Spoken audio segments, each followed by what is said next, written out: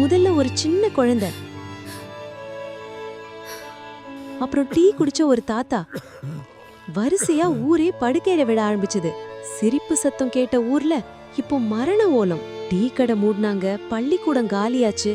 தாகம் தீர்த்த தண்ணியே இப்போ உயிர் எடுக்கிற விஷமா மாறினதை நினைச்சு ஜனங்க கதறினாங்க. ஊரே நம்பிக்கை எழுந்து கிடந்த போதான் இருட்டுக்குள்ள ஒரு வெளிச்சம் தெரிஞ்சது. ஊரோரமா ஒரு சின்ன குடிசையில இருந்த அந்த பாட்டி எல்லாரையும் கிணத்தடிக்க கூப்பிட்டாங்க. அவங்க கையில விலையுயர்ந்த மருந்தோ மாத்திரையோ இல்ல, நம்ம முன்னோர்கள் விட்டுட்டு போன ஒரு அபூர்வ பொக்கிஷம் இருந்தது. அதுதான் தேற்றாங்கொட்டை. பாட்டி ஒரு மண்பானையை எடுத்தாங்க. அந்த கலங்கின தண்ணிய ஊத்தி, அப்புறம் அந்த கொட்டையை எடுத்து மெதுவா அந்த பானைக்குள்ள போட்டாங்க. கொஞ்ச நேரம் அமைதியா இருங்கன்னு சொன்னாங்க. ஊரே மூச்சடக்கி பாத்துட்டு இருந்தது. அடுத்த சில நிமிஷத்துல ஒரு அற்புதம் நடந்தது.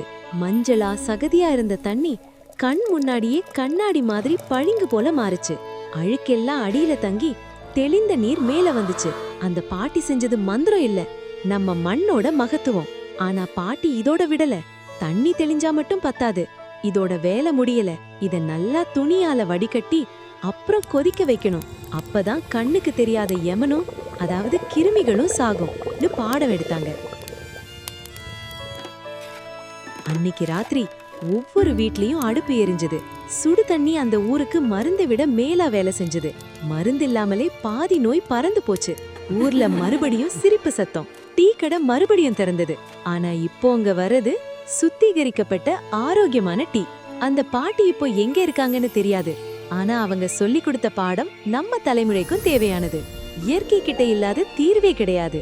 நோயற்ற வாழ்வே குறைவற்ற செல்வம். இந்த வீடியோ உங்களுக்கு பிடிச்சிருந்தா இந்த ஆரோக்கிய ரகசியத்தை உங்க நண்பர்களுக்கும் ஷேர் பண்ணுங்க. உங்க ஊர்லயும் இது மாதிரி கிணறு இருக்கா? கமெண்ட்ல சொல்லுங்க. மறக்காம நம்ம சேனலை சப்ஸ்கிரைப் பண்ணுங்க. மீண்டும் ஒரு நல்ல கதையோட சந்திப்போம்.